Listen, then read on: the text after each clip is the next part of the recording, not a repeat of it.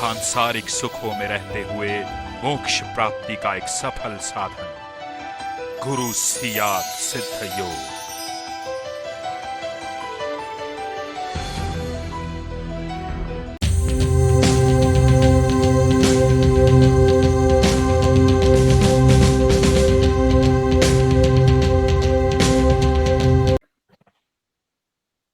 इतने लोगों के ध्यान से बड़ा असर होता है, बहुत प्रभाव होता है, सात्विकता का प्रभाव बढ़ता है सामूहिक ध्यान से।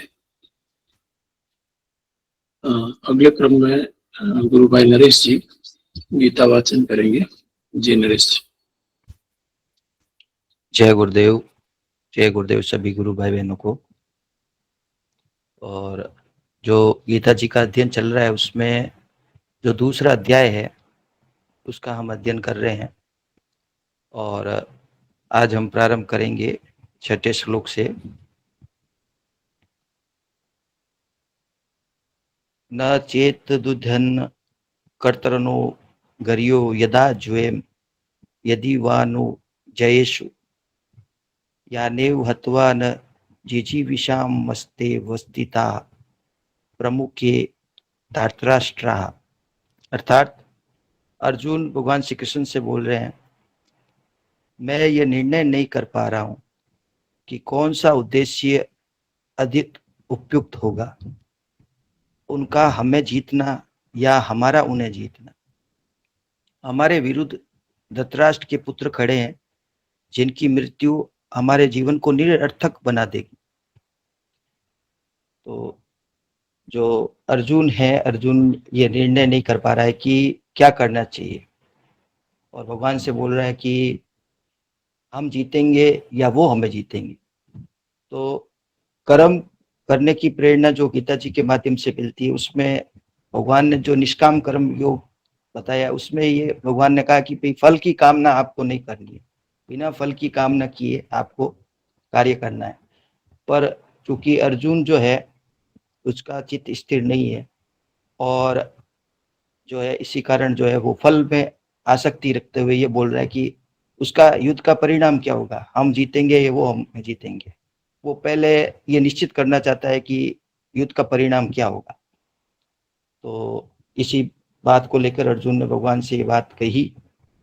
और जैसा कि गुरुदेव कहते हैं कि योग का मतलब प्लस आत्मा और परमात्मा का जो ध्यान की स्थिति में जो लय विलय जो होता है, स्पर्श या संयोग जो होता है, वो जो है वो योग है। और पतंजलि योग सूत्र में कहा गया है कि चित्त की वृत्तियों का निरोध ही योग है। तो जो 5 वृत्तियां जो बताई गई है वो किस प्रकार से हमारे चित्त को प्रभावित करती है, वो 5 वृत्तियों का वर्णन पहले और दूसरे कुछ श्लोक दूसरे अध्याय के कुछ श्लोकों तक उसका विवरण मिलता है कि अर्जुन की जो मनोस्थिति है, वो जो उसका चित्त है, चित्त अर्थात जो चिंतन की प्रकृति, चिंतन की जो धारा है जिसमें मन, बुद्धि, अहंकार इत्यादि जो सूक्ष्म और स्थूल जगत की संपूर्ण क्रियाएं समाविष्ट रहती है और जो हमारे चिंतन को प्रभावित करती है, वो जो चिंतन का जो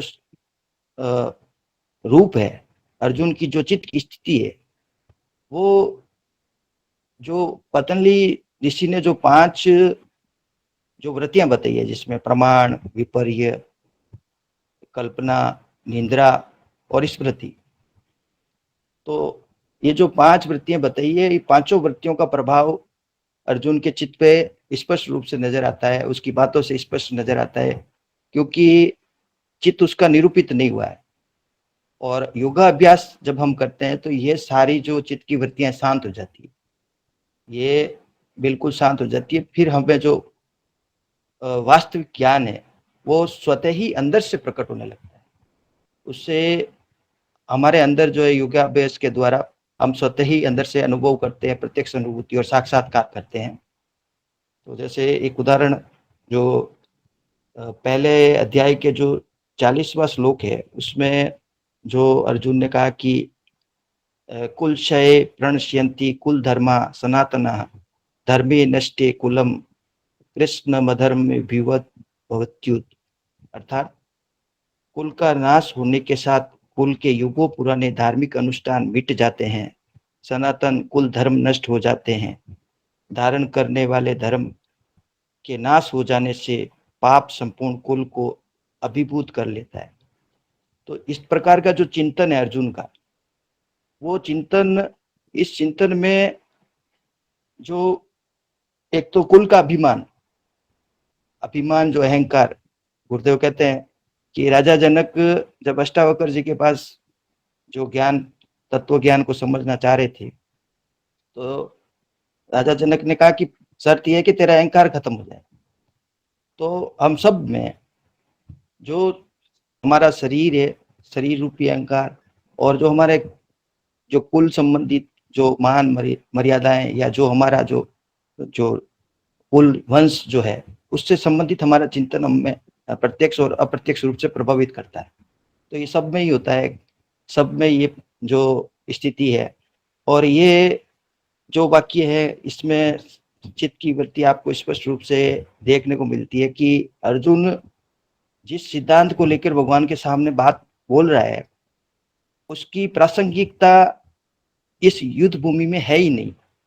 इसलिए जो चित्त की वृत्तियों में जो पहली वृत्ति जो पतंजलि ऋषि ने बताई है, प्रमाण, अर्थात इंग्लिश में जो राइट कॉग्निशन, तो जो चीज हमारे ग्रंथों में या जो हमारे सामने सिद्धांत के रूप में है, जब हम उसे नहीं समझ पाते, उसकी प्रासंगिकता नहीं समझ पाते कि वो कहाँ उपयोगी है, कहाँ उपयोगी नहीं है, तो उस समय हमारी बुद्धि एक सिद्धांत को पकड़ के उसके ऊपर विश्लेषण करना चालू कर देती है, और तर्क वितर्क के रूप में हमारी इच्छा के अनुकूल उसको हम उस सिद्धांत को घसीटने लगते।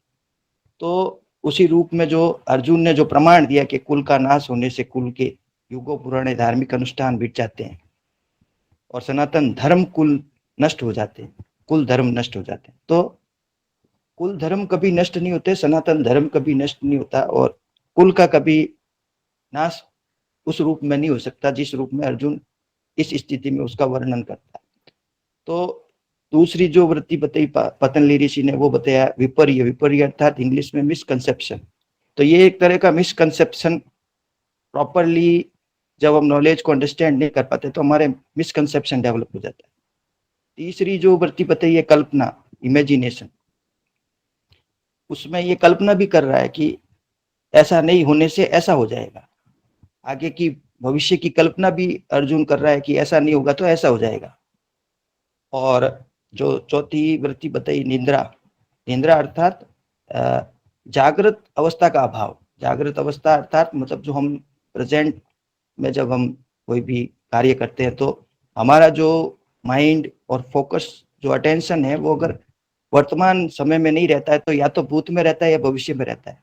तो वो जो जागृत अवस्था है, जो प्रेजेंट अटेंशन की जो अवस्था है, जो हमारा कंसंट्रेशन प्रेजेंट टेंस में वर्क नहीं करता है, या तो पास्ट की कोई बात को लेकर उसमें उलझा रहता है या भविष्य की चिंता में उलझा रहता है, तो वो अवस्था का भी उसमें अभाव है। वो भी चित्त की वृत्ति उसमें स्पष्ट रूप से नजर आती है। फिर स्मृति, स्मृति जो होती है वो हमें हमारे अंदर जो हमारे जीवन में जो अनुभव होते हैं उनकी जो स्मृति हमारे अंदर संचित होती चली जाती है। अच्छी और बुरी दोनों तरह की स्मृतियां हमारे अंदर संचित होती है। तो वो स्मृतियां हमारा सहयोग भी करती है और हमारे कार्य में बाधा भी डालती है। तो सही स्मृतियों का सही समय स्मरण करने से हमारे जीवन में सहयोग बढ़ता है और ये वृत्तियां हमारे अंदर सक्रिय रहती है। और हम जब योगा अभ्यास करते हैं, नाम जप करते हैं, तो हमारे नाम जप हम नहीं कर पाते क्योंकि हमारे नाम जप में ये वृत्तियां बाधा बन जाती। हमारा जो चिंतन है मुख्य रूप से भूतकाल और भविष्य काल में रहता है। हम वर्तमान में रह ही नहीं पाते क्योंकि वर्तमान में रहने के लिए जो सहज साधन जो गुरुदेव ने बताया है वो नाम का जप है। वो नाम जप अगर हम करते हैं तो हम वर्तमान समय में रहते हैं, हम जागृत अवस्था में रहते हैं और भूत और भविष्य की जो सीमाएं हैं उनसे परे जागृत अवस्था में कार्य करते हैं और वो सफल होते हैं। उस अवस्था में जो भी हम करते हैं वो एकदम परफेक्ट होता है क्योंकि हमारी जो चेतना है वो जागृत होती है। तो नाम जब हम ज्यादा से ज्यादा करते हैं तो ये चित्त की वृत्तियां जो है स्वतः ही शांत हो जाती है। हमारा चिंतन न तो भूत में रहता है न भविष्य में रहता है, हम एकदम जागृत होकर उसको प्रॉपरली नाम जब करते हैं तो हमारा अटेंशन और कंसंट्रेशन एक समय में एक जगह लगा रहता है और जो काम हमारे हाथ में है वो हम उसको निपुण रूप से कर पाते हैं। इसलिए योग को जो कहा गया है कि योग कर्म सुकौशलम, जो भी हम कर्म कर रहे हैं उसमें जब कौशल प्राप्त करने के लिए जो है हमारा चित्त का एकाग्र होना, उस कार्य के साथ हमारा मन का लगना बहुत जरूरी है, पर हम वैसा कर नहीं पाते हैं। और उसका कारण यही है कि हमारा जो चित्त है जो फ्लक्चुएट करता रहता है, कभी पास्ट कभी फ्यूचर, कभी दाएं कभी बाएं, तो ये इस प्रकार से जो विचलन हमारे मन मस्तिष्क में चलता है उसको शांत करने का सबसे सहज उपाय जो है वो गुरुदेव के द्वारा जो बताया गया नाम जप है। नाम जप जितना हम करेंगे ये वृत्तियां हमें बिल्कुल भी प्रभावित नहीं करेगी। जैसा कई गुरु भाई बहन कहते हैं कि बीमारी के समय जो है वो ठीक भी हो जाते हैं और वापिस बीमार हो जाते हैं, ये उसी का नतीजा है। लंबे समय तक जब बीमारी हमारे शरीर में रहती है तो उसके बाद में हमारा जो चित्त है वो उस बीमारी को, उसकी स्मृति हमारे अंदर कैद हो जाती है, वो स्मृति हमें बार बार परेशान करती है और हम ठीक होके भी अपने आप को महसूस कर रहे हैं कि हम ठीक नहीं हुए, हमारे अंदर आत्मविश्वास नहीं आ पाता, क्योंकि नाम जब टीला छोड़ते ही, नाम जब को सही तरीके से नाम जप नहीं करने के कारण वो चित्त की वृत्तियां हमें उस स्थिति में टिकने नहीं देती। जो भूतकाल की जो बुरी स्मृतियां हैं, यादें हैं, वो बीमारी से संबंधित जो जुड़ी हुई हमारे शरीर से संबंधित जो यादें हैं वो बार बार हमें परेशान करती है और हम ये अनुभव करते हैं कि हमारे अंदर परिवर्तन नहीं आया या पता नहीं क्या हो गया, हमसे कोई गलती हो गई, गुरुदेव ने हमें पता नहीं क्या हुआ पहले ठीक भी किया और हम वापस बीमार हो गए। तो ये स्थिर प्रज्ञ होने की बात जो है उसमें ये सारी चित्त की वृत्तियों का जो सबसे सहज निदान है वो हमारा गुरुदेव का नाम जप है। हमें ज्यादा से ज्यादा वर्तमान स्थिति में रहते हुए उसको नाम को जपना चाहिए और इससे ही ये जो सारे मिथक जो हमारे अंदर धारण हमने कर रखे हैं इतने समय से, ये सारे मिथक स्वतः ही लोप हो जाएंगे। और योगानंद जी के गुरु युक्तेश्वर जी ने जो बात कही कि we are often hypnotised by our experience of life, तो हमारा जो जीवन का अनुभव है वो हमें इतना मतलब हिप्नोटाइज कर देता है कि हम उसी को सत्य मानते हैं और वो सत्य है ही नहीं। तो मूल रूप से जो हमारा जो अंतर्ज्ञान है, जो आत्म अनुभूति है, वही हमारा सार्थक प्रयास है। जो अनुभूति हमने हमारे स्वयं के अंदर की, आनंद की अनुभूति, वो ही सत्य है जो हमने गुरुदेव की कृपा को महसूस किया। उन स्मृतियों को हमें बनाए रखना चाहिए, उनका हमें स्मरण करना चाहिए। पॉजिटिव थिंकिंग जिसे कहते हैं, नेगेटिव थिंकिंग और पॉजिटिव थिंकिंग। तो ये पॉजिटिव थिंकिंग नाम जप के रूप में पॉजिटिव थिंकिंग हमारे अंदर रहती है। नाम जपते रहते हैं तो एक आत्मविश्वास हमारे अंदर बना रहता है और गुरुदेव की कृपा से वो जो चेतना है वो हमारे अंदर कार्य करती है पूर्ण रूप से। तो ज्यादा से ज्यादा नाम जप हमें करना चाहिए वर्तमान में रहते हुए और इसको उस रूप में करना चाहिए, कॉन्सेंट्रेट होके सब कुछ दरकिनार करते हुए नाम को ज्यादा महत्व देना है। जितना हम नाम को महत्व देंगे उतना हमारे जीवन में स्थिर परिवर्तन आएगा, हम फिर एक स्थिति से वापस पीछे नहीं जाएंगे। तो ये सारा इस प्रकार से जो गीता में बताया गया है उसी रूप में हमारे जीवन में घटित होता है। और पतंजलि ऋषि ने उसको दूसरे शब्दों में कहा, लेकिन वो यहाँ जो है स्थिति के रूप में समझाया गया है। नेक्स्ट,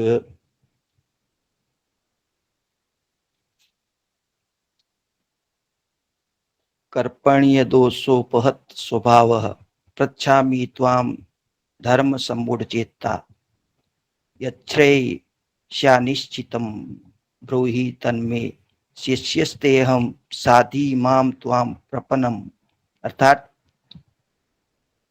मेरी आंतरिक प्रकृति दुर्बल, सहानुभूति और दया से ढकी होने और मेरा मन कर्तव्य के विषय में भ्रमित होने के कारण मैं आपसे विनती करता हूँ कि कृपया मुझे परामर्श दें कि मेरे लिए किस मार्ग का अनुसरण करना सर्वोत्तम है। मैं आपका शिष्य हूँ, मैं आपकी शरण में हूँ, मुझे शिक्षा दीजिए। यहीं से शुरुआत हो जाती है। भगवान किसी के कार्य में इंटरफेयर जब तक नहीं करते कि जब तक हम उन्हें पुकारते नहीं। जब हम उनको पुकारते हैं तो वो हमारे कार्य में हमारी सहायता करने के लिए प्रकट होते हैं। यहाँ से जो है, यहाँ तक अर्जुन का भाव जो था, सखा भाव था, वो भगवान को सखा के रूप में देख रहा था। अब उसने समर्पण किया है भगवान के सामने और भगवान से प्रार्थना की है कि मैं आपका शिष्य हूँ, मैं आपकी शरण में हूँ, मुझे शिक्षा दीजिए। जब हम इसी भाव से गुरुदेव से कोई भी कार्य के लिए प्रार्थना करते हैं किसी भी समस्या को लेकर जब प्रार्थना करते हैं तो वो हमारी बात सुनते भी हैं, पर जब तक हम उन्हें पुकारते नहीं है, जब तक हम उन्हें गुरु के रूप में पुकारते नहीं है, तो साधारण व्यक्ति में और एक गुरुदेव के शिष्य में यही अंतर है कि हमने गुरुदेव को गुरु धारण किया है, और फिर भी जब भी हम उलझन में हैं, द्वंद्व में हैं, तो हमें गुरुदेव से जरूर परामर्श लेना चाहिए। ये परामर्श जरूर हमारे जीवन में सार्थक होता है। ये व्यक्तिगत रूप से मैंने भी अनुभव किया है, आपने भी किया होगा कि गुरुदेव को पुकारते ही गुरुदेव की कृपा जो है हमारे जीवन में होती है, और ये सिद्धांत हमें कभी नहीं भूलना चाहिए।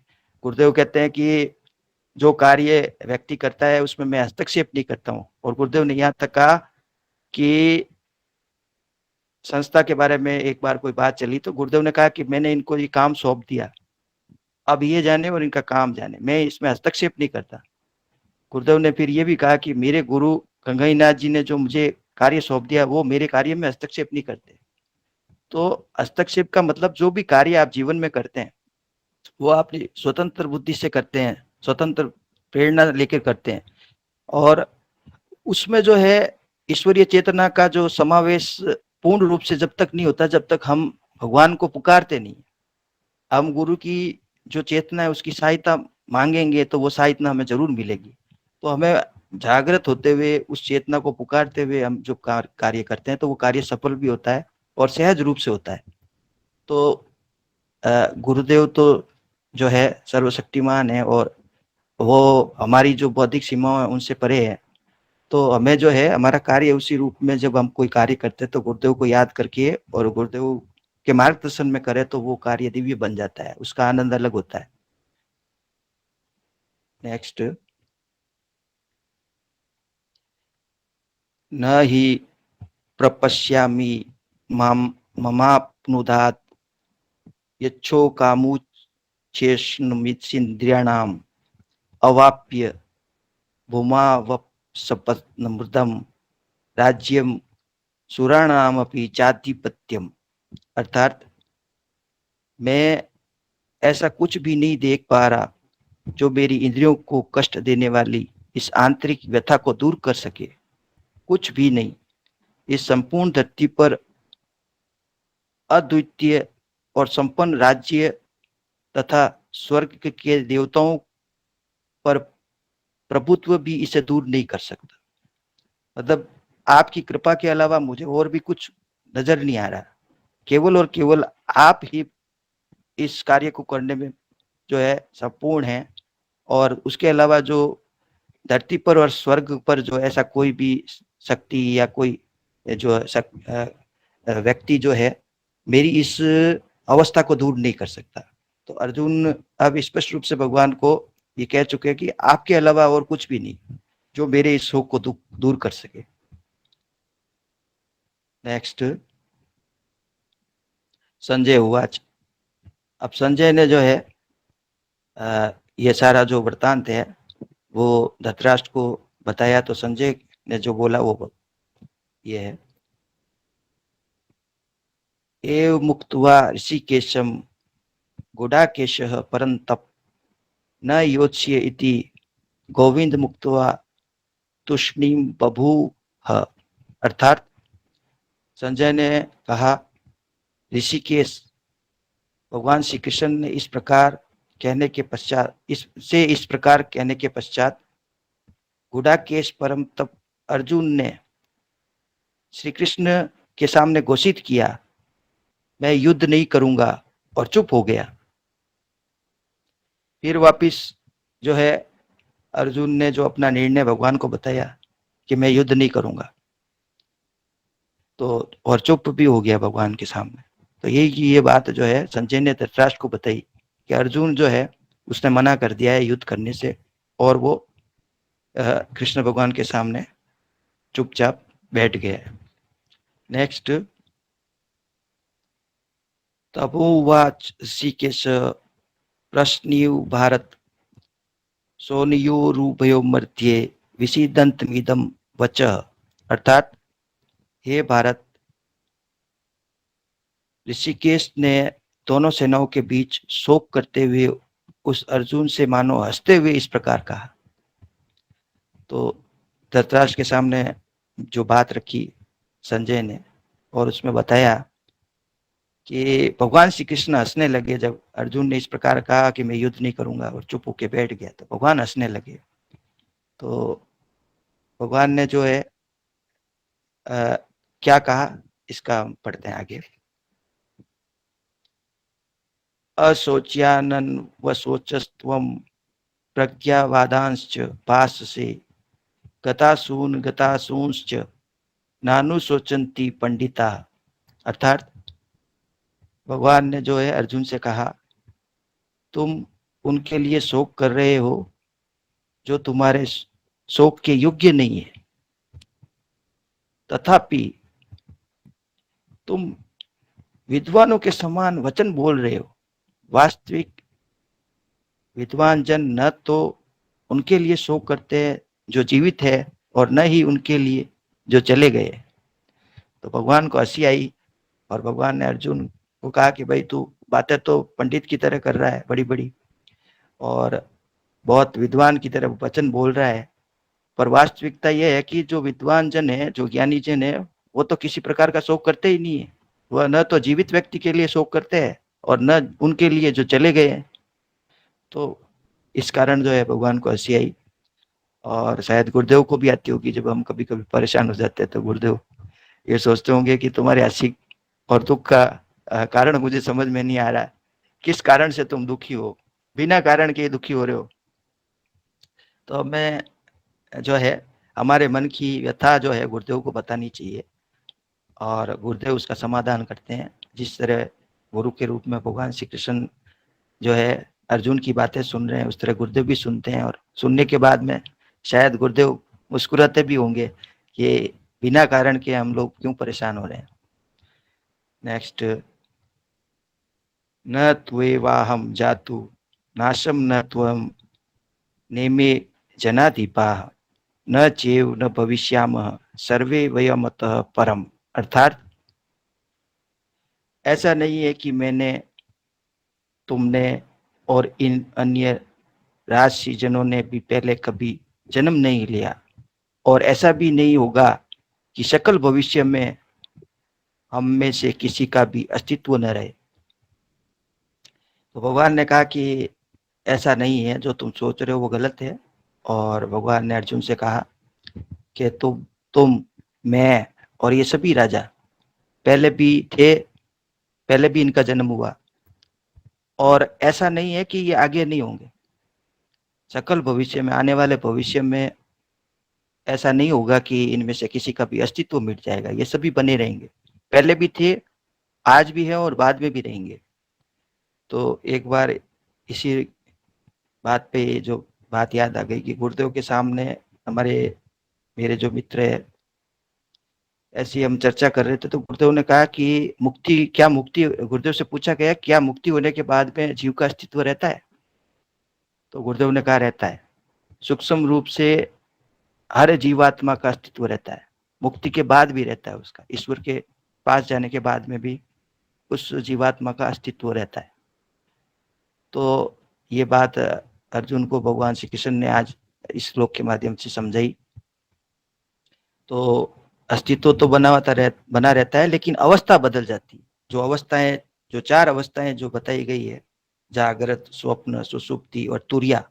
जो तुरिया अवस्था है, ऐसे कई गुरु भाई कहते हैं कि हमें सपनों में दिखाई देता है कि हम कहीं ऊपर आसमान में हैं और एक हमारा जो प्रतिरूप है वो नीचे चल रहा है।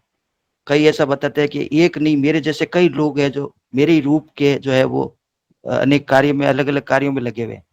तो जो साक्षी अवस्था है, जो जागृत, स्वप्न और सुषुप्ति अवस्था, उन तीनों अवस्थाओं से परे है। तो ये सारी अवस्थाएं हैं, और ये जैसे जैसे हमारा विकास होता है, हमारा सोचना समझना सब कुछ बदल जाता है, हमारी चित्त की स्थिति बदल जाती है, चित्त निरूपित होता है योगाभ्यास से।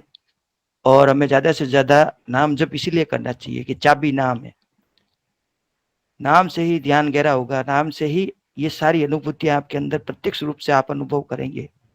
और सारा परिवर्तन जो गीता में अर्जुन में आया, जो परिवर्तन जो है बर्बरीक में आया, वो का वो परिवर्तन गुरुदेव के शिष्यों में आ रहा है।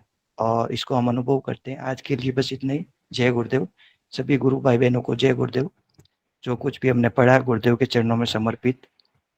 जय गुरु। हाँ कैलाश जी भाई साहब।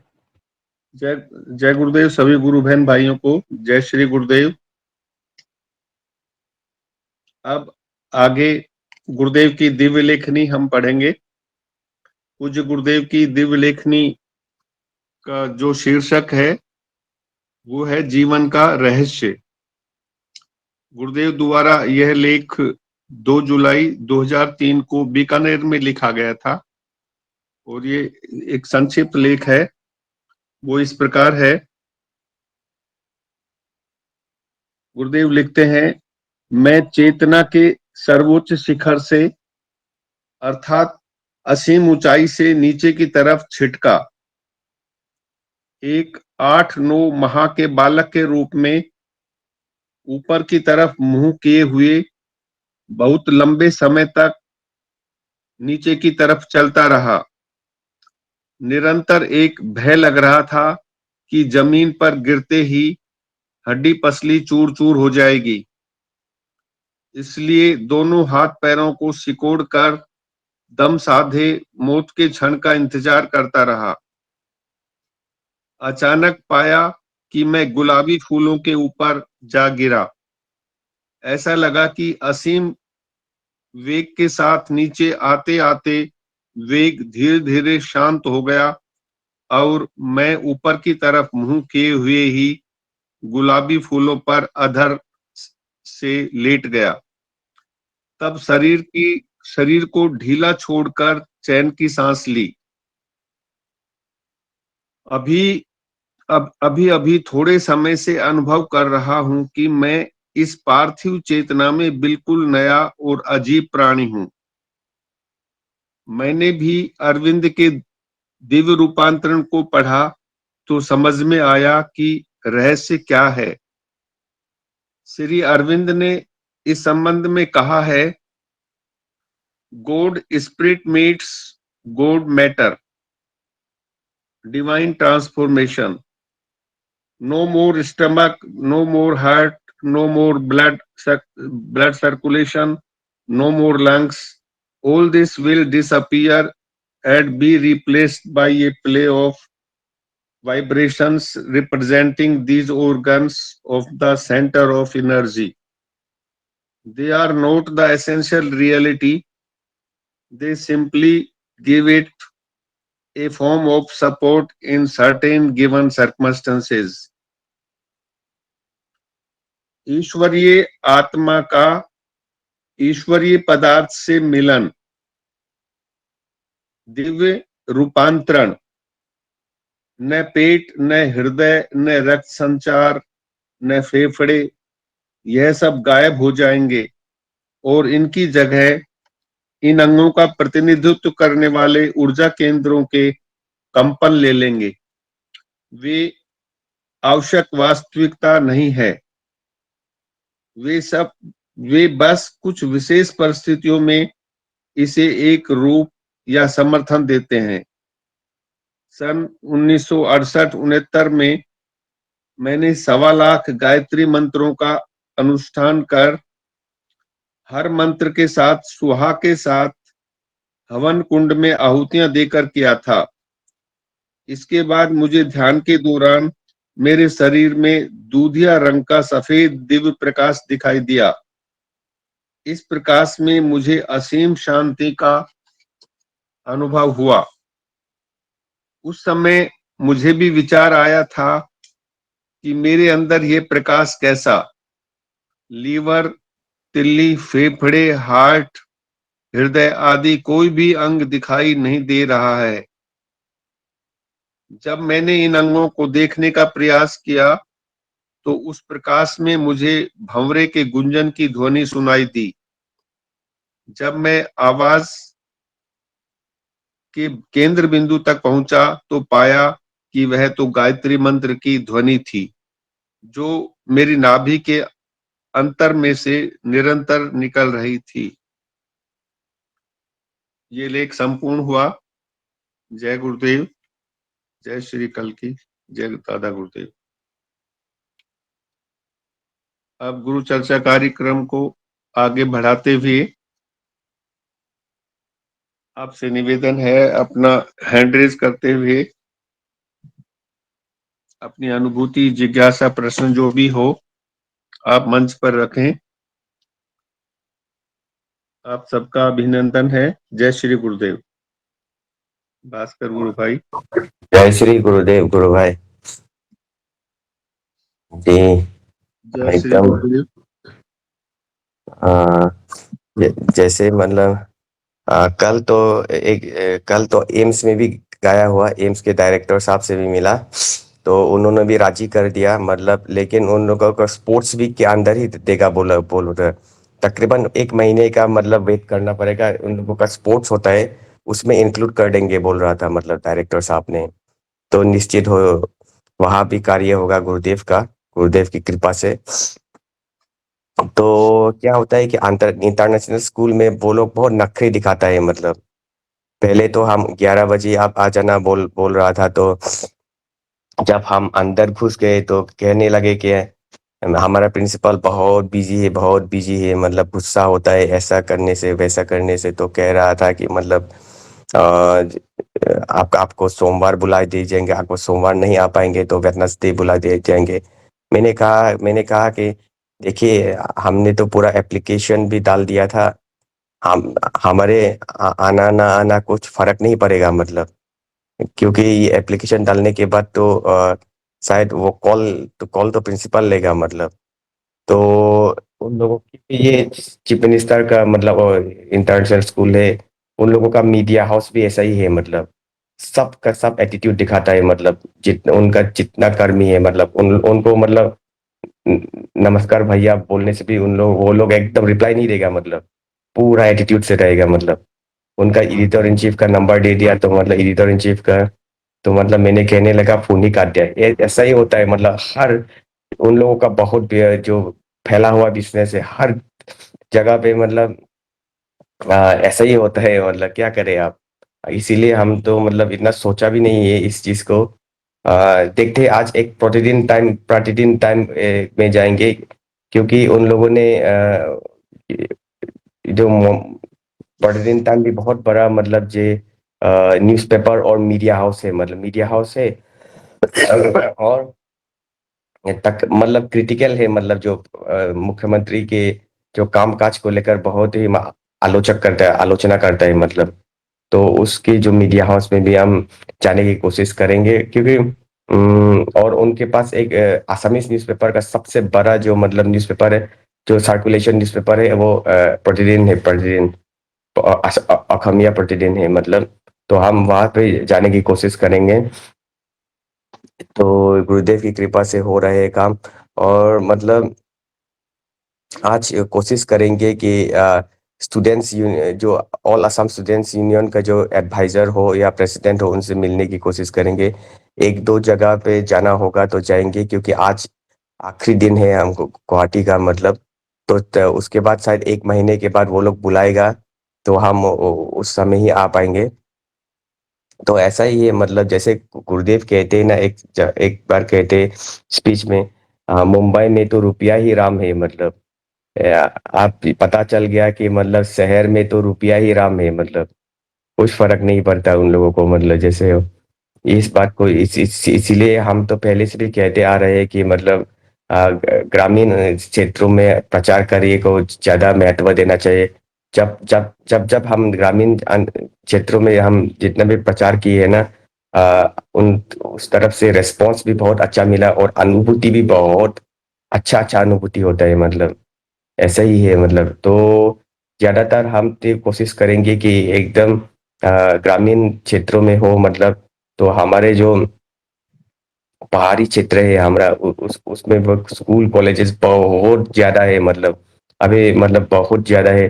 तकरीबन 15 इंस्टीट्यूट में जा चुका है शायद, 15 इंस्टीट्यूट में जा चुके हैं, और जाने की कोशिश करेंगे हम घर पहुंचने के बाद। तो ये ऐसा ही है, गुरुदेव की कृपा से कार्य हो पा रहे हैं। गुरुदेव की जो कार्य है, सौभाग्य। हम तो गुरुदेव से प्रार्थना करेंगे कि मेरे से और काम करवाए मतलब। ऐसा ही है। तो मतलब एक चीज एक दूसरा वाला चीज है जो मतलब जो एक पहले क्या कल माँ बोल रहा था कि तुम अपने वो गांव में भी जाना, मतलब जैसे हमारा होता है ना, जो फैमिली है उन लोगों ने बुलाया है तुम्हें बोल रहा था। तो मैं क्यों बुला रहा है, तो पहले में तो वो लोग मेरे लिए आने के लिए मना कर देते, अभी क्यों बुला रहा है मतलब। जैसे भी वो भास्कर को बुलाना बुलाना बोल रहा था। देखो अभी मेरा सैटरडे का तो मतलब पूरा डिफू तक का मतलब बस तो डिफू तक जाएगा, बाद में हम देख लेंगे ऐसा बोल रहा था। तो ये तो गुरुदेव करवाता है हर चीज, क्योंकि जब लोग देखते हैं ना इसमें परिवर्तन आ रहा है, जैसे नरेश जी गुरु भाई हमेशा कहते हैं, जब हम हमारे अंदर परिवर्तन आएंगे तो हम दूसरों को भी प्रभावित कर देता है मतलब। तो ये गुरुदेव का कार्य है, गुरुदेव करवाता है, हमारा कुछ नहीं है इसमें, ऐसे ही चलता रहेंगे। तो मतलब ये जो कार्य हो रहा है मतलब बहुत मतलब सिर्फ अकेले मैं अकेले ही मतलब नहीं कर पा रहा हूँ, मतलब अकेले ही नहीं है, मतलब सब लोग मिलजुल के इस कार्य कर रहे हैं, क्योंकि अकेले के बस की ही बात नहीं है ये मतलब। सब लोग एकत्रित होके यूनाइटेड होके ही ये काम कार्य हो पा रहा है मतलब। तो हम कोशिश करेंगे कि आने वाले दिनों में ये कार्य और तीव्र गति से आगे बढ़े। बस गुरुदेव से ये प्रार्थना है। जय श्री गुरुदेव, जय श्री गुरुदेव। जी भाई साहब, बहुत अच्छा भास्कर भाई। और गुरुदेव से प्रार्थना करते रहिए और नाम जप साथ में करते हुए प्रचार करें। और बाकी सब बढ़िया है, अच्छा कर रहे हैं गुरु भाई भास्कर जी। जय गुरुदेव, जय गुरुदेव सभी को। सबसे पहले तो धन्यवाद नरेश जी भाई साहब, आपने प्रार्थना को माना और कल सेशन किया और बहुत अच्छा गीता पाठ कर रहे हैं। आनंद आ रहा है, आनंद। और हर पिछली बार भी हमने गीता जी सुनी थी, हर बार जब सुनते हैं गीता जी को या पढ़ते हैं तो एक अनुभव ये अवश्य होता है कि कुछ न कुछ नए हीरे मोती हमको मिलते ही मिलते हैं। जो उस वक्त मिसिंग रहते हैं वो नेक्स्ट में मिलते हैं और आगे भी ये चलता रहता है सिलसिला। जितनी बार पढ़ेंगे उतनी बार ही गीता जी में कुछ नया नयापन मिलेगा ही मिलेगा। तो ये बहुत अच्छी बात है, आनंद आ रहा है। और ये प्रचार का कार्य सभी कर रहे अपने अपने स्तर से। और जैसे एक हाथी होता है, उसके संपूर्ण हाथी में से किसी की पूंछ, किसी की हाथ, किसी का पैर, मुंह, तो उस हिसाब से अपन देखते हैं कि भाई हाथी को अपन ने देख लिया। लेकिन सब क्यूमुलेटिव रूप से जब करते हैं ना, कोई फेसबुक पर, कोई ट्विटर पर, कोई फिजिकली जाके कर रहा है, तो गुरुदेव संपूर्ण लोगों में विराजमान होकर सबसे करा रहे जैसा उनकी सामर्थ्य है, जैसा उनसे कार्य करवाना चाहते हैं। और सभी धन्यवाद के पात्र हैं। और बहुत अच्छा लग रहा है कि गुरुदेव अपना प्रचार अपने माध्यम से करवा रहे हैं और ये बहुत अति कृपा का विषय है और गुरुदेव की इस कृपा का अपन को फायदा उठाना चाहिए। और जैसे गुरु भाई कहते हैं, पुराने गुरु भाई, कि कार्य तो सूक्ष्म रूप से हो चुका है, बस अपन को तो इसका श्रेय ले लेना है। तो वो ये है कि गुरुदेव सब कुछ सेट कर चुके हैं और श्रेय में अपन आगे आ जाए, श्रेय लेके चल जाए। बस सब कुछ बना बनाया तैयार ही है, गुरुदेव सब कुछ सेट कर चुके हैं। वैसे संसार में देखे तो जैसे महाभारत युद्ध में हुआ था कि भगवान श्री कृष्ण ने सबको, जिनको मरना था उनको मार चुके थे। अर्जुन को तो इतना ही था कि उसका श्रेय ले ले, तुम अपने कर्म करो। तो अपन को भी इतना ही है कि भगवान श्री कृष्ण ही है गुरुदेव, तो उन्होंने सब सेट कर चुका है कि सनातन सत्य को पूरे विश्व में फैलाने के लिए बस अपन को तो श्रेय ले लेना है उस कार्य का। और यही गुरुदेव की इच्छा थी। तो सभी गुरु भाई बहन आए और प्रचार में जिस स्तर पर भी जैसे भी हो सके वैसे प्रचार करें और अहम भाव को साइड में ही रखें, क्योंकि यह अहम भाव तो सबसे बड़ा इस साधना का मेरे को लगता है रुकावट है। तो इस अहम भाव को त्यागते हुए और ये प्रचार जो भी कार्य हो रहा है बहुत ही आनंद आ रहा है। बहुत देखता हूँ मैं, तो आनंद आ रहा है भाई साहब। जय गुरुदेव।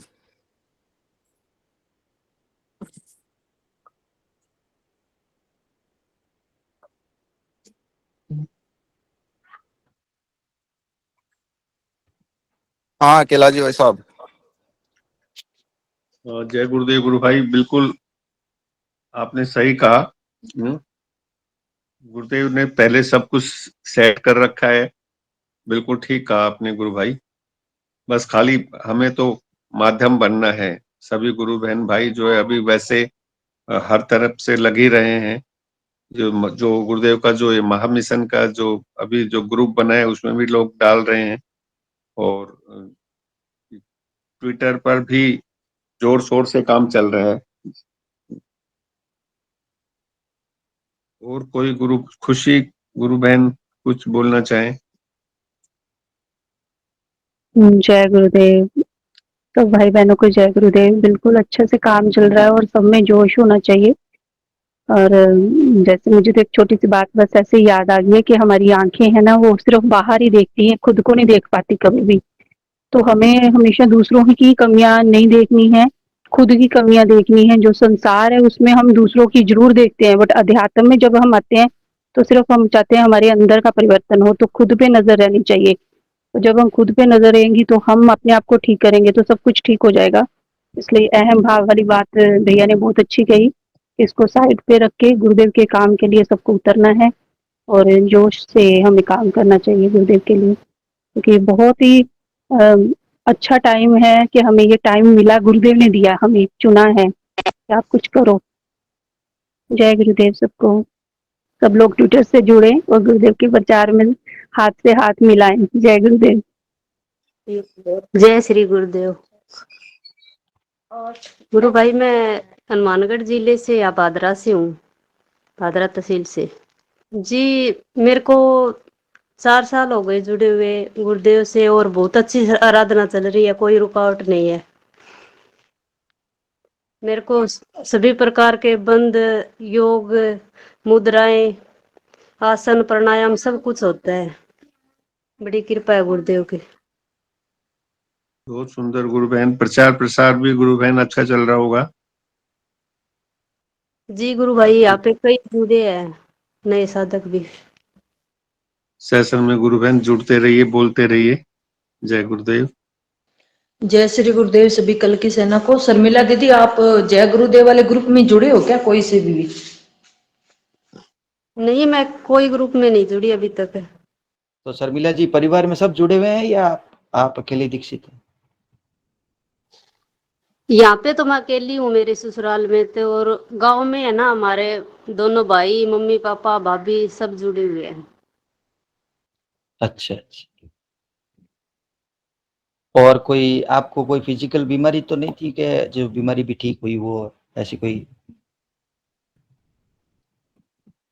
नहीं गुरु भाई वैसे परेशानियों के चलते मेंटल थोड़ा सा डिस्प्रेशन था, और ये ऐसे शारीरिक तो मेरे को पता नहीं, योगा तो बहुत होता है मेरे को। आप जब अच्छा चल रहा है आपके? जी गुरु भाई नाम ले शुरू करते ही मेरे को जप्पा लग गया था शुरुआत में ही। अच्छा बहुत बढ़िया है गुरु बहन। तो आप तो आराधना करते रहिए। और जय श्री गुरुदेव सभी कल की सेना को। कल भैया वो करण भैया ने बताया था ना भी ऑपरेशन कर दिया गुरुदेव ने, तो ये कई अनुभव सुने हैं गुरुदेव के भी ऑपरेशन कर दिया। तो एक ये सुनीता दीदी है ना, इनकी वहाँ एरिया का है लड़का जो सब्जी बेचने जाता है सुबह जल्दी, तो उसके पैरों का ऑपरेशन किया था गुरुदेव ने। उसके पैर बहुत दर्द कर रहे थे तो उसने सोचा भी आप दवाई लेके आनी ही पड़ेगी। तो उस दिन वो ध्यान लगाने बैठा, भी ध्यान लगा कर जाऊंगा। तो फिर 15 मिनट उसका बहुत ज्यादा दर्द हुआ। फिर वो बोली भी आ तो गुरुदेव कोई जबरदस्ती कोई परीक्षा ले रहे हैं। फिर वो बाद में उससे जाया नहीं गया। बाद में वो वो गया हॉस्पिटल तो उसने एक्सरा करवाया तो वो डॉक्टर बोले आपका ऑपरेशन बहुत बढ़िया हो गया। तो क्या ऑपरेशन हो गया? कहाँ आपका ऑपरेशन हो गया पैरों का? तो मैंने तो कभी करवाया ही नहीं। तो उसको दिखाया और उसके पैर बिल्कुल ठीक है। और एक बार जामसर में कोई लेडीज आई थी जो बुआ जी को बता रहे थे, शायद उनसे ही सुना था। तो वो बोली कि मेरी बहुत परेशानियां रहती थी और गुरुदेव दादा गुरुदेव आए और बोले भी तुम सो तेरा ऑपरेशन करेंगे हम। ऑपरेशन किया और बोले भी अब 1 हफ्ते तक तुझे खिचड़ी खानी है और भी बिल्कुल बेड रेस्ट रखना है। और उसकी वो समस्या ठीक हो गई थी। तो इस तरह के कई अनुभव सुने हैं। जय गुरुदेव।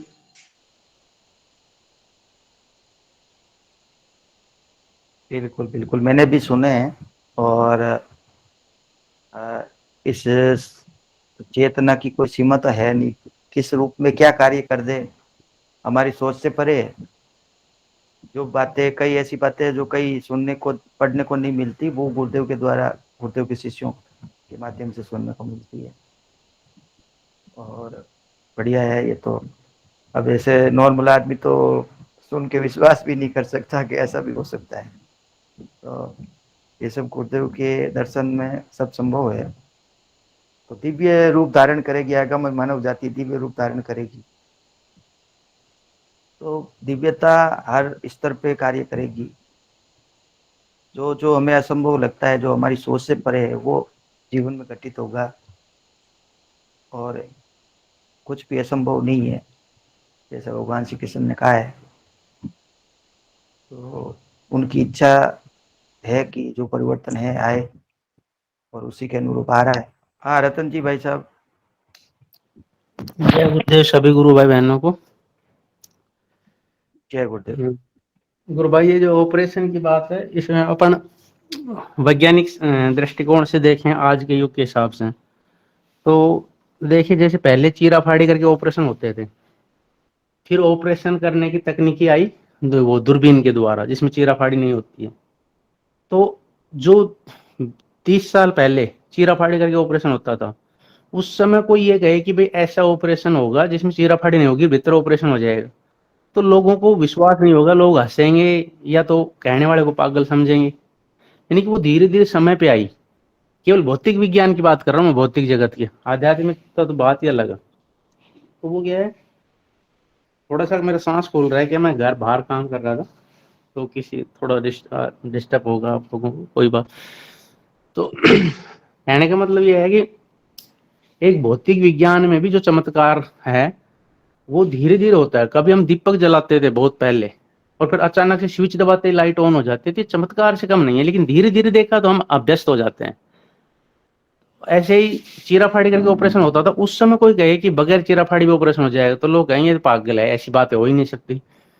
तो अध्यात्म विज्ञान तो उस भौतिक विज्ञान का पिता है, जनक है। अध्यात्म विज्ञान में उन डॉक्टर वाले अस्त्रों की, डॉक्टर वाले टूल्स की, जो भी हैं इक्विपमेंट्स, उनकी जरूरत नहीं होती है।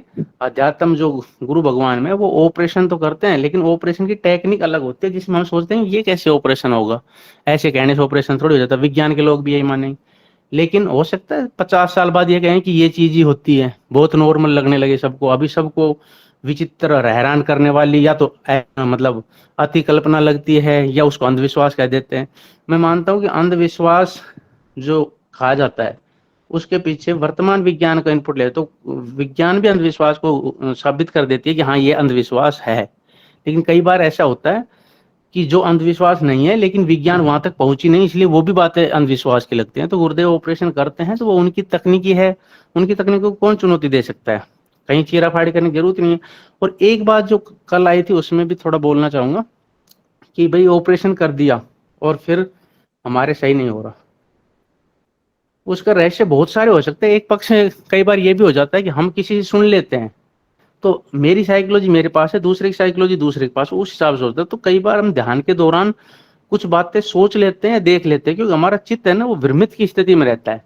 तो जरूरी नहीं उसमें केवल गुरुदेव ही मतलब वो एहसास करें।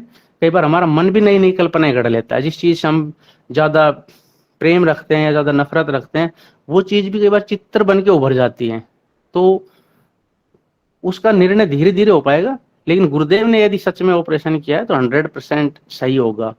लेकिन कई बार हमारा मन भी बहक जाता है, और भी कारण हो सकते हैं। मैं जो कह रहा हूँ वो मेरी बात मानिए, मैं एक पक्ष रख रहा हूँ। पक्ष गुरुदेव के काम में तो लाखों पक्ष बनेंगे, लेकिन मैं एक पक्ष ये भी है कि कई बार हमारे मन में भ्रम हो जाता है, या कोई विचार चल जाता है, या कोई रील चलती रहती है। तो ये साइकोलॉजी हमारी है, जो मन की स्थिति है, ये भी बहुत भ्रमित कर देती है ध्यान के दौरान ही। तो उसमें भी सावधान रहने की जरूरत है। गुरुदेव जो करेंगे वो निश्चित रूप से अटल होगा और सच होगा। जय गुरुदेव। जय गुरुदेव भैया। हाँ बोलिए दीदी। जय गुरुदेव। वो भैया भावना बता रही थी ना, वो ऐसे नहीं हुआ था। वो ऐसे हुआ था कि हमारे रायशी नगर में कोई भैया है, उनके दोनों कुल्ले काम नहीं कर रहे थे, और कुल्ले की हड्डियां उनकी मतलब बिल्कुल टेढ़ी हो गई थी। पता नहीं ऐसा कुछ हो गया था, तो पैरों से वो चल नहीं पाते थे। तो उनको किसी ने गुरुदेव का बताया, तो उन्होंने ध्यान और मंत्र जाप करना शुरू कर दिया। तो उनका अच्छा मतलब ध्यान भी लगने लग गया, मंत्र जाप अच्छा चलने लग गया। फिर उनके बहुत ज्यादा समस्या आ गई, इतना ज्यादा भयानक दर्द होता था उनके कि उनके सहन नहीं हो पाता था उनसे। फिर वो बहुत जगह डॉक्टरों के पास गए, पर डॉक्टरों ने बोला कि आपके दोनों कुल्ले खराब हो चुके हैं और आपका ऑपरेशन होएगा दोनों ही पैरों का, तो ही आप ठीक हो पाएंगे। तो उन्होंने मतलब ऑपरेशन का तो ट्राई भी होएगा ही, पर वो फिर घर पे आके ध्यान मंत्र जाप प्रार्थना तो चल ही रही थी। वो डिसाइड था भी इस दिन आपको ऑपरेशन करवाने आना है। तो उनको मतलब ध्यान में तो ऐसा कुछ पता नहीं चला, दर्द तो बना हुआ था उनका, और एक पैर थोड़ा उनका काम करने लग गया था इस दौरान मंत्र जाप और ध्यान के दौरान। तो फिर एक पैर तो बिल्कुल काम नहीं कर रहा था, एक थोड़ा थोड़ा काम करने लग गया था। तो वो डॉक्टर के पास गए, तो डॉक्टर ने ऑपरेशन करना था, तो सारे चेकअप वगैरह जब उनके हुए तो डॉक्टर ने बोला कि आपका एक पैर का तो बिल्कुल सही ऑपरेशन हो चुका है, अब दूसरे का करना है। तब उन्होंने बोला कि मैंने तो ऑपरेशन करवाया ही नहीं, हुआ कब? तो वो फिर उनको ध्यान में, फिर वो ध्यान करने बैठे ना उस दिन शाम को, तो गुरुदेव का उनको हुआ भी गुरुदेव ने मेरा ऑपरेशन किया है। तो फिर वो दूसरे दिन वहां एडमिट नहीं हुए और वो घर आ गए। वो बोले कि जब एक पैर का गुरुदेव ने कर दिया तो दूसरे का गुरुदेव ही करेंगे, मैं डॉक्टर से नहीं करवाऊंगा। और अब वो सही है, उनके दोनों पैर बिल्कुल सही है और वो बिल्कुल ठीक है। और वो बता रहे थे अपनी माताजी के घुटनों की समस्या के बारे में भी बता रहे थे भी मेरी माताजी के दोनों घुटने इतने ज्यादा खराब थे कि उनसे चला भी नहीं जाता था, बहुत ज्यादा दर्द होता था। मेरी माँ गुरुदेव को नहीं मानती थी। मैं माँ को बार बार बोलता भी मेरे पैरों का ऑपरेशन गुरुदेव ने किया है, मैं ठीक हो चुका हूँ माँ, आप गुरुदेव का कीजिए। तो माँ नहीं माने। एक बार हम जोधपुर जा रहे थे तो मैं माँ को जोधपुर ले गया, तो वहां हम ध्यान केंद्र में ध्यान करने बैठे, तो उस टाइम गुरुदेव थे। तो ध्यान करने बैठे तो माँ एकदम मतलब माँ का अच्छा ध्यान लगा और योगी क्रिया शुरू हो गई। तो आंख खुलते ही माँ की जब आंखें खुली तो माँ ने एकदम चिल्लाई भी मेरे घुटने कहाँ चले गए? तो मैंने कहा क्या हुआ माँ? तो वो बोले कि मेरे घुटने तो है ही नहीं। तो फिर वो बोले है ना तुम्हारे पैरों में ही है, घुटने गए कहाँ? तो माँ एकदम से बोली कि मेरे घुटने तो फूल जैसे हल्के हो गए, मेरे घुटने तो भारी थे बहुत ज्यादा। तो उस दिन के बाद माँ के घुटनों में कभी कोई दर्द नहीं हुआ। तो वो भैया बता रही थी कि हमारे घर में दो जनों का गुरुदेव ने ऑपरेशन किया है, एक तो मेरा और एक मेरी माँ का कर दिया। भी तब से उनका पूरा परिवार गुरुदेव से जुड़ा हुआ है। वो बहुत लंबे टाइम से जुड़े हुए हैं और गुरुदेव के समय में वो गुरुदेव से मिलते जुलते रहते थे। गुरुदेव थे उस टाइम से ही वो जुड़े हुए हैं। जी भैया, जय गुरुदेव। और कोई गुरु भाई अपनी बात रखना चाहे, जिसने हैंड रेज किया हो या जो बोलना चाहे? हाँ, जय गुरुदेव गुरु भाई। जय गुरुदेव दीदी। हाँ, ये ऑपरेशन की बात चल रही है तो मैं भी बताऊंगी मेरा अनुभव। 2020 में गुरुदेव से जुड़ी थी लास्ट दिसंबर, और ये 2021 जनवरी की बात है, डे मेरे को याद नहीं है। तो मेरे सिर की प्रॉब्लम थी ना, तो जैसे मैं रात को सोई थी, जस्ट सोते ही नींद, पूरी नींद नहीं आई, तंद्रा थी, मान लो कम नींद आई थी ना, कच्ची नींद, उसी में गुरुदेव आई और मेरे सिरानी बैठे और गुरुदेव ने मेरे सिर का ऑपरेशन किया था। मैंने अच्छे से अनुभव किया था इस चीज को। और फिर अगले 3-4 दिन तक मेरे सिर में हल्का हल्का दर्द, जैसे अपने ऑपरेशन के बाद दर्द रहता ना हल्का हल्का, वो 4 दिन तक मेरे वो दर्द भी रहा था। मैंने महसूस किया था ये सारा। जय गुरुदेव, यही बताना था। हाँ सर, एक निवेदन था। वैसे कल आपने एक बहुत ही सुंदर बात कही थी कि अपने जो गुरुदेव का शिष्य होता है वो गुरुदेव की छवि के बारे में बता देता है। और वैसे ही हमारे गुरुदेव की छवि को इतना उत्कृष्ट बनाना है, जैसे गुरुदेव ने दादा गुरुदेव को बना दिया था कि पूरी, वैसे थे दादा गुरुदेव इस लायक, लेकिन हमें भी इसी तरह का व्यवहार इस संसार में करना है। कई बार अपन क्या होता है कि जैसे कुछ पोस्ट डाल देते हैं कहीं पर फेसबुक वगैरह पर, ग्रुप्स में, तो कुछ लोग इस तरह से आ जाते हैं, किसी संत के अनुयायी होते हैं, किसी धर्म के अनुयायी होते हैं, कि वो कुछ उल्टा सीधा उसमें से ऐसा देखते हैं कि कुछ ना कुछ किताबी ज्ञान वाले, तो वो उसका खंडन मंडन करने लग जाते हैं। लेकिन अपन को उन चीजों से बच के वो नित्य कार्य करते रहना है, क्योंकि वो लोग करेंगे। और गुरुदेव से प्रार्थना करनी है कि ये मेरा कार्य गुरुदेव आप करवाओ, क्योंकि उनके जवाबों में उलझ जाएंगे तो अपन कभी कर ही नहीं सकते। क्योंकि गुरुदेव के सिद्धियों के साधक जो होते हैं उनको इस तरह से खंडन मंडन के लिए गुरुदेव सदैव भी मना करते थे और हमें बिल्कुल साइंटिफिक तरीके से जो गुरुदेव ने बताया उतना ही टू द पॉइंट उस चीज को करना है। एक मैं निवेदन करना चाह रहा था, कोई मेरी बात वहां तक अध्यात्म ज्ञान सत्संग केंद्र तक पहुंचाए कि जैसे अभी कुछ अनुभूतियों को मंगाया गया है, जैसे वो आया था एक सर्कुलर जिसमें कि अनुभूतियां अगर लिख के, तो वैसे ही एक डिजिटल डॉक्यूमेंट अपने पास होना चाहिए वहां पर। जैसे अभी 24 नवंबर को होएगा तो 1-2 दिन पहले से लग जाए, जिसमें हर साधक जिन्होंने कुछ बीमारी से रिकवरी की है, किसी तरह से और कुछ अनुभूति हुई है, तो 30 सेकेंड या 1-1 मिनट का उनको समय दे के उनको रिकॉर्ड किया जाए बाकायदा। और एक जितने भी साधक आ सके, 500, 400, 800, 1000, 2000 जितने भी आ सके, उनको सबको रिकॉर्ड करके रखा जाए एक डिजिटल डॉक्यूमेंट के रूप में, ताकि उस अनुभव का फायदा आगे के जितने भी वर्ष गुरुदेव का प्रचार प्रसार में करना हो तो उसका फायदा लिया जा सके, आगे उस बात को पहुंचाया जा सके। क्योंकि जो 20 साल पहले की अनुभूतियां हैं आज उनको अपन देखते हैं तो बहुत आनंद आता है कि गुरुदेव 20 साल पहले इस तरह से कार्य करते थे, और वही अनुभूति अगर रिकॉर्ड रहेगी तो अपन डिजिटल रूप से वीडियो क्लिपिंग्स के रूप में रिकॉर्ड रहेगी, तो इस तरह से अपन है ना कई साधकों को वो प्रेरित करती रहेगी और कई सालों तक प्रेरित करती रहेगी।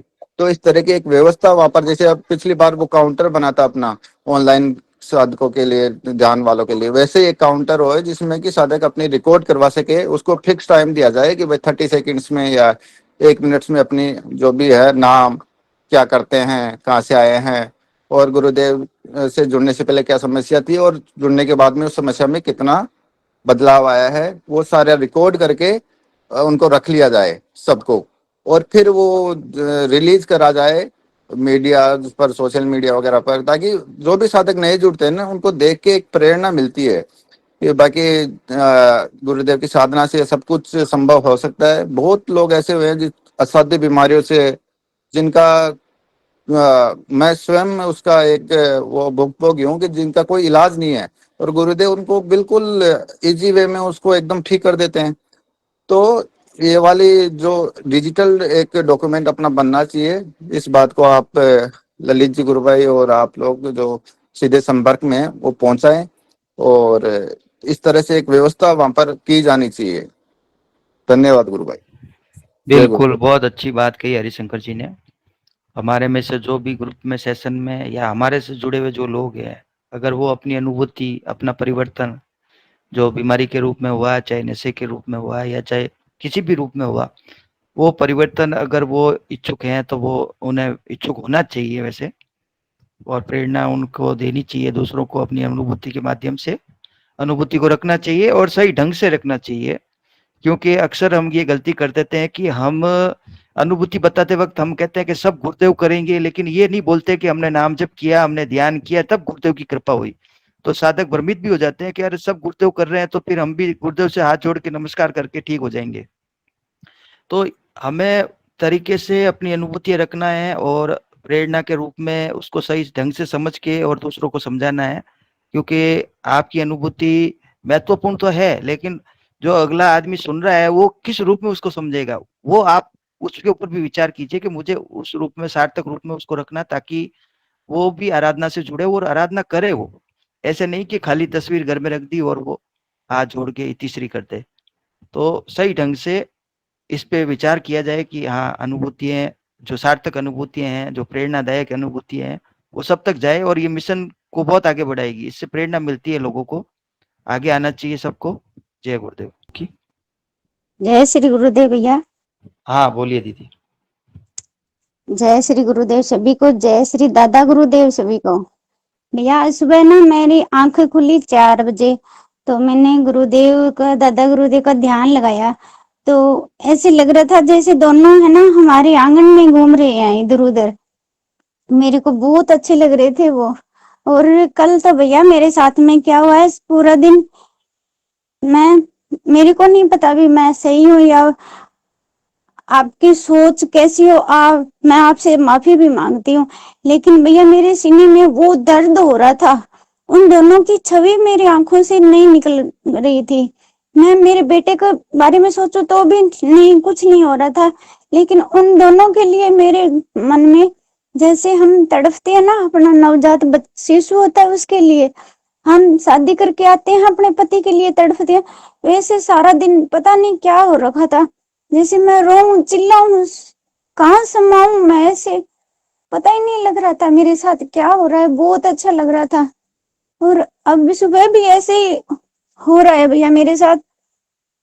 और परसों तो दादा गुरुदेव ने मेरे को ना एक मटका दिया था अमृत रस का, कि ये ले रस मटका है, जो तू बांट, इसको सभी को बांट, जो पिएगा वो तर जाएगा, जो रह गया सो रह गया। और मेरे बेटे के लिए भी बोला था, भी इसको तू छुपा ना, किसी से मत छुपा, तू ना डर, भी मेरे बेटा ऐसा है, तू सभी को बता।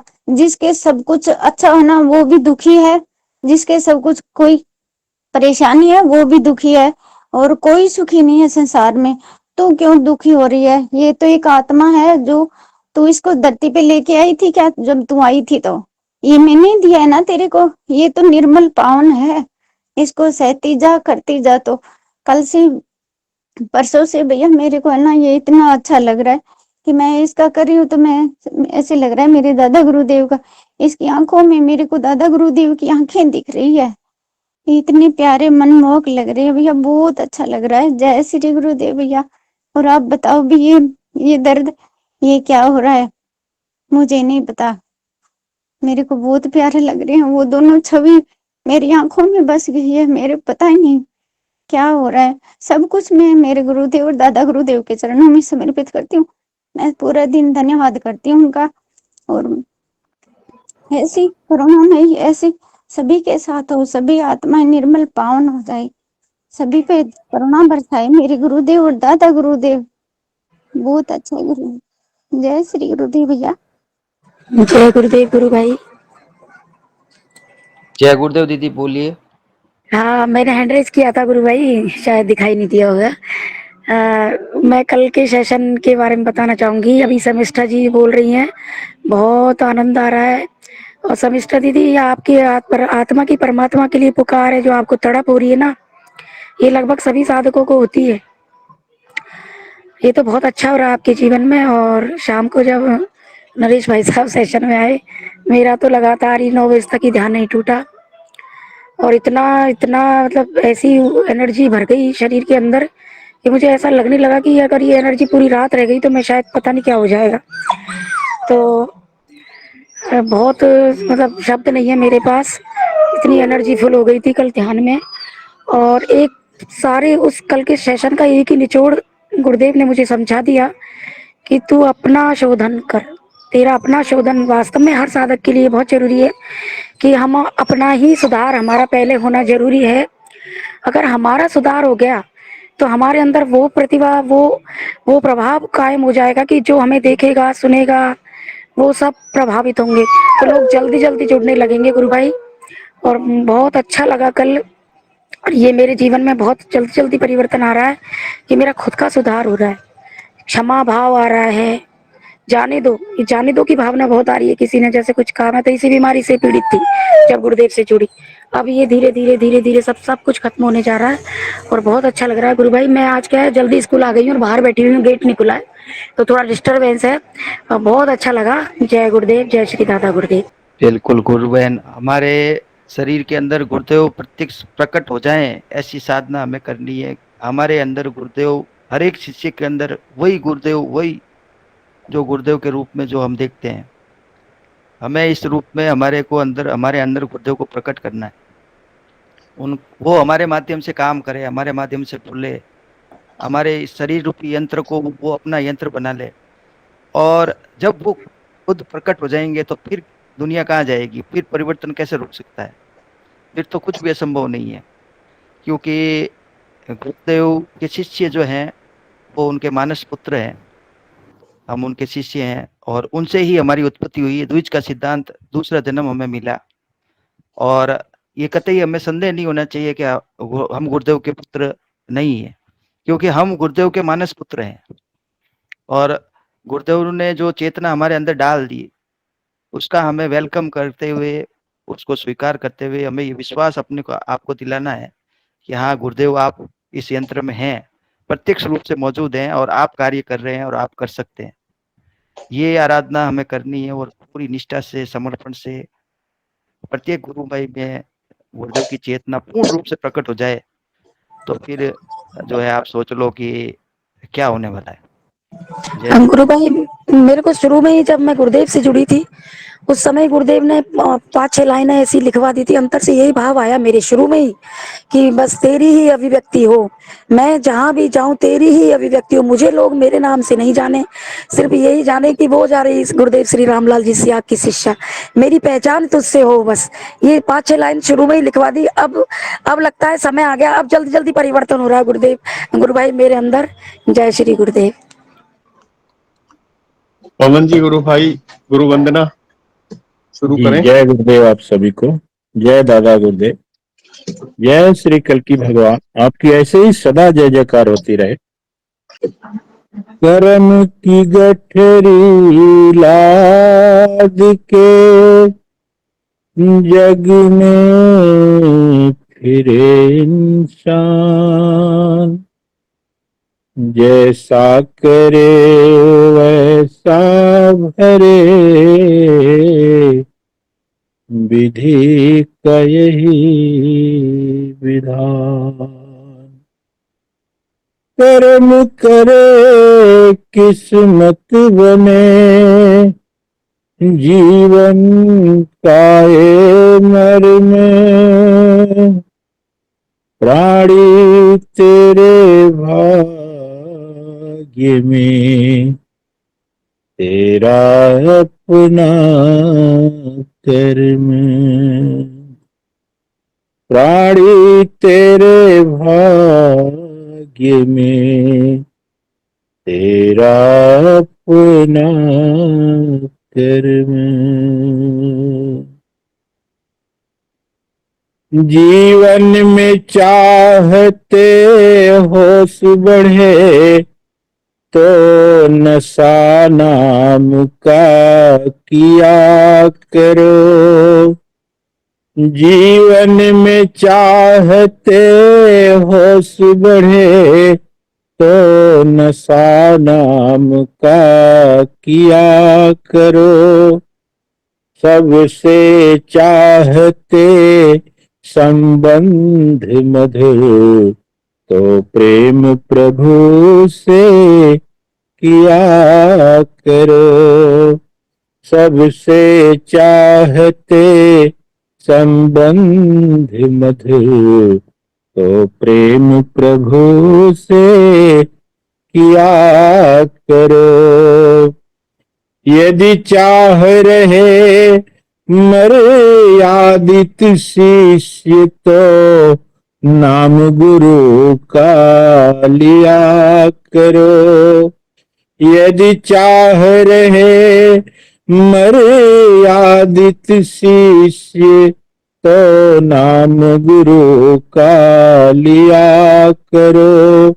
अपनी कीमत कम लगे कभी, अपनी कीमत कम लगे कभी, जयकार गुरु का किया करो। अपनी कीमत कम लगे कभी, उद्घोष गुरु का किया करो। यदि धन वैभव की इच्छा हो कुछ दान धर्म भी किया करो। यदि धन वैभव की इच्छा हो कुछ दान धर्म भी किया करो। संबंध विच्छेद यदि नहीं चाहते, संबंध विच्छेद यदि नहीं चाहते, उन्हें आत्म प्रेम से किया करो। संबंध विच्छेद यदि नहीं चाहते, उन्हें आत्म प्रेम से सिया करो। प्रभु की शराब को श्रद्धा संग गुरु की आंखों से पिया करो। प्रभु की शराब को श्रद्धा संग गुरु की आंखों से पिया करो। यहाँ जो भी है सब प्रभु का है, यहाँ जो भी है सब प्रभु का है। प्रभु जो दे दे वही लिया करो। यहाँ जो भी है सब प्रभु का है। प्रभु जो दे दे वही लिया करो। यदि मुक्ति की है मनसा भीतर, निष्काम कर्म तुम किया करो। यदि मुक्ति की है मनसा भीतर, निष्काम कर्म तुम किया करो। प्रेम पूर्ण जीवन की खातिर, यदि प्रेम पूर्ण जीवन की खातिर, मौज में अपनी जिया करो। प्रेम पूर्ण जीवन की खातिर, मौज में अपनी जिया करो। यदि प्रश्न उठे मैं हूँ कौन, तो रमण मौन में किया करो। यदि प्रश्न उठे मैं हूँ कौन, तो रमण मौन में किया करो। यदि अर्थ खोजना सृष्टि का, यदि अर्थ खोजना सृष्टि का, तो सिद्ध योग साधना किया करो। यदि अर्थ खोजना सृष्टि का, तो सिद्ध योग साधना किया करो। जीवन में चाहते होश बढ़े, तो नाम नशा का किया करो। सबसे चाहते संबंध मधुर, तो प्रेम प्रभु से किया करो। सबसे चाहते संबंध मधुर, तो प्रेम गुरु से किया करो। तो प्रेम गुरु से किया करो। जय गुरुदेव आप सभी को। जो हमने सुनाया, जो आपने सुना, जो भी इस मंच पर आपने सुना, वो सब गुरुदेव के श्री चरणों में समर्पित। कल की भगवान की सदा ही जय जयकार। तो जय श्री गुरुदेव। गुरुदेव की दिव्य चेतना सभी में सिद्ध हो, जगत व्यापी हो, जगत के कल्याण के लिए हो। बोलो दसम अवतार कल की भगवान की जय हो। महायोगी बाबा श्री गंगाई नाथ की, राधा स्वरूपा गुरु माँ जी की जय हो। मातृ शक्ति की जय हो। TVS के जोधपुर धाम की, जय हो। नाना धाम की, जय हो। हरिवास धाम की, रामसर धाम की, भारत माता की, जय हो। सनातन धर्म की जय हो। वंदे मातरम। वंदे मातरम।